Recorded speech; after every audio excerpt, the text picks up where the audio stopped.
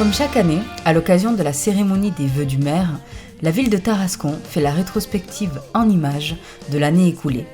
Aménagement, travaux du quotidien, animation et solidarité ont fait l'année 2019. Découvrons ensemble les moments marquants des derniers mois et les projets qui continuent de transformer notre ville.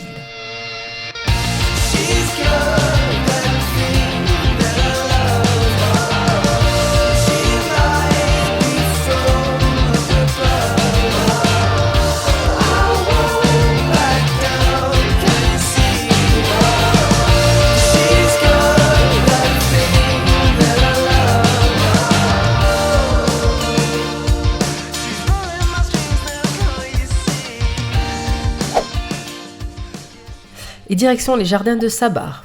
Ils ont ouvert en avril 2019, après 3 ans de travaux d'aménagement sur la zone dite historique. Les jardins sont composés de 4 zones distinctes.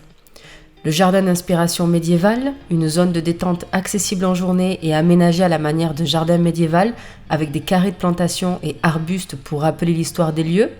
La zone de pique-nique, une zone en accès libre et équipée de tables accessibles aux personnes à mobilité réduite. Les jardins familiaux, des parcelles cultivables accessibles aux Tarasconnais sur dossier. Et le verger, qui a été mis à disposition d'un arboriculteur privé. Ce nouvel espace vert a permis de donner une nouvelle image à l'entrée sud de la ville. En cœur de ville aussi, Tarascon change d'image. Avec l'installation un peu partout en ville de mobilier urbain, des petites poubelles, des bancs, des tables de pique-nique, des potelets. Avec le goudronnage de plusieurs rues, le Quévic de Sceaux, l'impasse Fontanelle ou encore à Banat, et l'installation de nouveaux candélabres LED, plus efficaces et moins consommateurs, toujours en cours dans certains quartiers. Nouvelle installation toujours, avec des cabanes à chats qui ont été placées à la zone Cojol par les services techniques. Aux côtés de l'association Nos Amis Chats, la municipalité a choisi cette option pour solutionner le problème des chats errants en ville. Juste en face, de l'autre côté de la voie ferrée, une nouvelle installation sportive s'attire depuis début septembre les faveurs des jeunes Tarasconnais.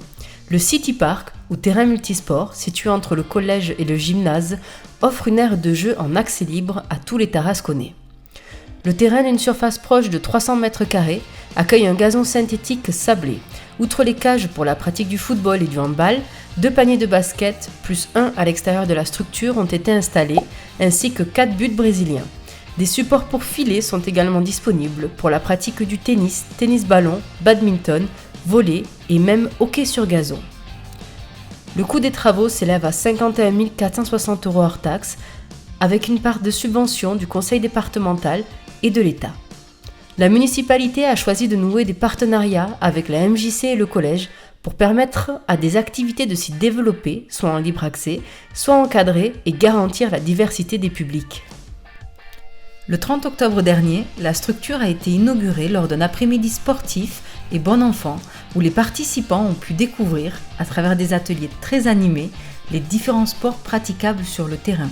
Volley, tennis-ballon, badminton et, pour l'occasion, un baby-foot géant qui a enthousiasmé petits et grands. Les tout petits aussi ont droit à de nouveaux espaces de jeu. Au jardin du centre culturel, en accès libre et à l'école maternelle, de nouveaux jeux répondant aux nouvelles normes de sécurité et plus diversifiés que les précédents ont été installés cet été.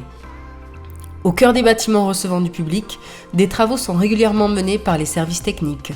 Confort et sécurisation à la crèche, rafraîchissement des locaux et extérieurs à l'école, renouvellement progressif des lumières dans tous les bâtiments publics. Et sur l'espace culturel, ces derniers mois, plusieurs travaux, comme la peinture et la rénovation des extérieurs. L'amélioration de l'accessibilité avec l'installation de rampes, nez de marche renforcées et dalles podotactiles pour les malvoyants. Et sur le parvis, la destruction de l'ancienne fontaine au profit d'un parvis de fleurs. En parlant de fleurs, la ville a reçu en octobre dernier le premier prix des villes fleuries du canton, ainsi que plusieurs de ses commerçants, venant ainsi récompenser les efforts de la municipalité et de ses administrés pour embellir la ville. Enfin, l'événement marquant ces dernières semaines pour la commune et l'atout majeur pour l'amélioration du cœur de ville est la signature du contrat Bourg-Centre. Officiellement acté au mois de septembre aux côtés de l'État, de la région et du département, le contrat Bourg-Centre est un accord majeur pour financer les aménagements structurants de la ville autour de 3 axes. Repenser le centre urbain et améliorer les mobilités, redonner une nouvelle image au centre ancien et le rendre plus attractif, et conforter les services et équipements publics et favoriser le développement du commerce de proximité. Et le contrat Bourg-Centre, c'est dès aujourd'hui autour du premier axe, avec des travaux qui ont déjà commencé avec l'avenue Victor-Pille. Voici le plan des travaux. Avec sécurisation des trottoirs et passages piétons, ainsi que la création d'un plateau traversant à l'intersection de la Poste et du parking MJC. La création de chicanes et d'un autre plateau traversant au niveau de l'avenue du Moulin Neuf. Et une nouvelle chicane avec plateau en tout début d'avenue. Ces travaux ont pour but de faciliter et de fluidifier les mobilités aussi bien en voiture qu'à pied au niveau de l'avenue Victor-Pille. Un deuxième projet est également sur les rails, la rénovation de la place Jean Jaurès, dont voici les 2 projets actuellement à l'étude et bientôt présentés aux riverains pour consultation. Au total, le contrat Bourg-Centre, c'est une enveloppe qui pourrait s'élever à 2,5 millions d'euros pour les travaux d'aménagement de la ville. Être une ville-centre, c'est garantir des services de proximité et de qualité à ses habitants et au-delà sur le territoire. Les actions de la municipalité s'adressent à tous nos concitoyens, des plus jeunes aux plus âgés, à ceux qui ont besoin d'une aide ponctuelle ou durable. Cette année, à la Maison des Tout-Petits, un vaste programme de formation et ateliers autour de l'alimentation du jeune enfant, en partenariat avec l'ARS, a été lancé à destination des professionnels et des familles. Ateliers avec les agents, rencontres avec les parents. Cette action a pour but de sensibiliser à l'équilibre nutritionnel, aux bonnes pratiques alimentaires et vise à réduire les carences et les risques d'obésité. La structure d'accueil de la petite enfance de Tarascon rassemble en un même lieu la crèche, le RAM, où les assistantes maternelles du territoire se réunissent pour des animations communes, mais aussi dans le cadre de formation. Enfin, la structure officie également en tant que guichet unique de la petite enfance, interlocuteur unique sur le territoire pour renseigner et simplifier les démarches des familles. Juste à côté, chez les un peu plus grands de l'école primaire, depuis la rentrée 2018, les élèves du Pradelais bénéficient de la gratuité complète des fournitures scolaires. En accord avec les professeurs des écoles, 2 dotations sont préparées, une pour les élèves de CP et CE1 et l'autre pour les élèves de CE2 et cours moyen. Elles comprennent tout le nécessaire pour une scolarité réussie, trousses, crayons, feutres, ardoises, agenda, chemises et bien d'autres choses. Ces dotations en fournitures viennent compléter les différentes subventions versées aux écoles, ainsi que les dispositifs de soutien pour les familles, sorties scolaires, cantines et animations périscolaires. Chez les aînés, une nouvelle animatrice de la mairie a fait son arrivée depuis le mois de mai. Chaque semaine, elle accompagne les volontaires dans certaines de leurs démarches administratives et anime également des ateliers d'écriture. La solidarité au quotidien, c'est notamment à travers le CCAS que la mairie l'assure, avec un soutien clé auprès de nos concitoyens.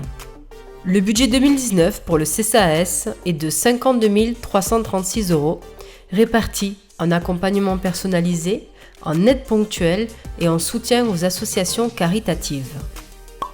Enfin, le CCAS accompagne aussi les néo-jardiniers de Sabar qui ont pu obtenir une parcelle dans les jardins familiaux. Choisis sur dossier et conditions spécifiques, une convention a été mise en place entre la mairie et ses jardiniers tarasconnais, s'inscrivant dans la démarche de développement durable de la commune, avec comme consigne, entre autres, l'interdiction d'utiliser des engrais chimiques, le compostage des déchets végétaux et l'utilisation de l'eau de pluie grâce aux récupérateurs. Solidarité toujours, avec l'espace d'initiative locale et la MSAP, Maison de service au public, les 2 structures situées rue Jean Moulin continuent de grandir et d'accueillir de nouveaux services et ateliers, garantissant le maintien de services publics de proximité et de qualité en ville. Depuis le 1er janvier 2020, la MSAP, Maison de service au public, est devenue Maison France Service, obtenant, à l'instar de 3 autres structures en Ariège, la labellisation de l'État et lui permettant ainsi d'étendre ses compétences et ses services au public. Enfin, depuis 2018, la mairie est partenaire de Pôle emploi aux côtés des collectivités locales voisines et accueille au mois de mars, à la MJC, le forum Les Portes de l'Emploi, destiné à un large territoire.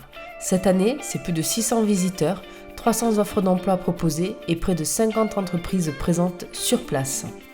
La solidarité dans la vie quotidienne, c'est aussi garantir l'accès à la culture sous toutes ses formes et des animations et des activités aussi diversifiées que possible.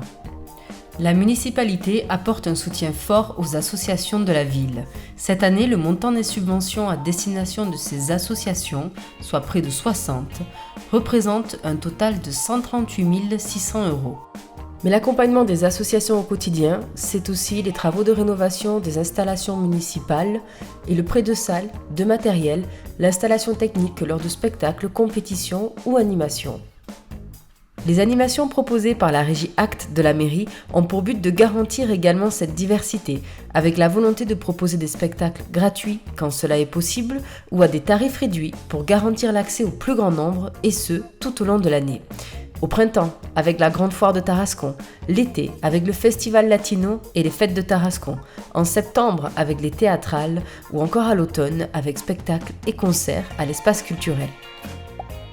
Du côté du cinéma, l'année a été riche en changements et nouveautés, avec l'arrivée d'une nouvelle équipe qui permet de vous proposer plus de séances et plus de films, de nouveaux partenariats qui ont été signés, à l'instar du dispositif École et Collège. Désormais, les maternelles vont s'initier au 7e art. Et enfin, depuis cet été, l'installation de la Toivox a fait du cinéma de Tarascon le premier cinéma inclusif du département en proposant gratuitement et à toutes les séances un système permettant aux malentendants et malvoyants d'accéder à du contenu spécifique type sous-titres ou renforcement audio. Enfin, le cinéma continue d'attirer de plus en plus de monde. Après la barre des 10 000 l'an dernier, c'est celle des 12 000 spectateurs qui a été franchie cette année. Tous ces projets, à l'image de ceux menés ces 6 dernières années, l'ont été dans un contexte budgétaire difficile, où il a fallu faire face aux baisses de dotation de l'État, près de 30% en 4 ans, assumer les nouvelles missions confiées aux mairies par ce dernier, et ce, en garantissant la qualité et le maintien des services et installations de proximité. Tarascon montre chaque jour sa capacité d'adaptation et son dynamisme, la preuve avec plusieurs projets portés par des privés qui aboutiront dans les prochains mois et qui vont dynamiser le tissu économique de la ville. En entrée de ville, le silo s'apprête à donner une nouvelle image à l'accès nord. En accord avec Madame Antoniotti, voici les premières images du permis qui a été déposé cet été et qui présente un bâtiment pouvant accueillir de multiples activités commerciales, vente, métiers de bouche, bureaux. Un peu plus loin, le groupe Système U conforte la zone commerciale avec la création de 2 nouvelles surfaces de vente, le repositionnement de la station-service et l'agrandissement du supermarché. En centre-ville, les travaux de création d'une cuisine centrale par le propriétaire du restaurant Le Bellevue en lieu et place de l'actuel centre d'accueil ont débuté. Pour rappel, la construction d'un nouveau restaurant scolaire est en projet à l'horizon 2021. Et enfin, toujours en centre-ville, l'extension d'activités de commerce existants, comme le restaurant Le Vieux Carré ou l'hôtellerie de la Poste qui vient de racheter des locaux municipaux en face de l'établissement actuel. Et du côté de Banat, le village associé à Tarascon a lui aussi connu plusieurs chantiers ces 2 dernières années, et notamment sur la salle polyvalente. Ces derniers mois, plusieurs aménagements ont été entrepris sur cette installation, avec pour but de moderniser la salle, mieux l'isoler, et notamment phoniquement, et la rendre accessible aux personnes à mobilité réduite. Voici les travaux qui ont été réalisés. La création d'un sas pour l'isolation, des travaux d'insonorisation, notamment sur les fenêtres, l'installation d'un limiteur sonore et la création d'un WC PMR. Du côté de l'école, et après la création du préau, des travaux de rénovation des fenêtres à l'intérieur ont été entrepris pour garantir l'isolation du bâtiment et le confort de tous. À l'église, après l'épisode critique du mérule qui avait demandé un traitement radical et qui, surtout, avait grandement endommagé l'intérieur de l'église, des travaux de consolidation ont été entrepris au cœur de l'édifice. Travaux d'aménagement toujours, et après la rue principale, 2 nouvelles rues viennent d'être à leur tour goudronnées dans le village.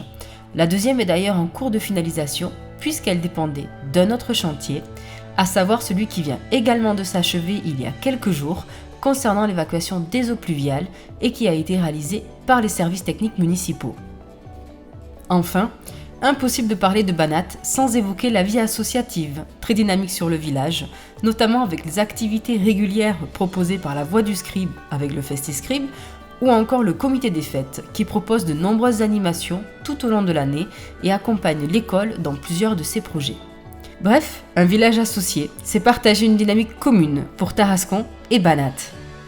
Voilà le tour d'horizon des moments forts de 2019. Une page qui se tourne et une autre qui s'ouvre, où la municipalité s'engage, comme chaque année, au quotidien, pour garantir le dynamisme de Tarascon-sur-Ariège, son cadre de vie et la qualité et la proximité de ses services publics. Alors à très bientôt et surtout, meilleurs vœux et très bonne année 2020.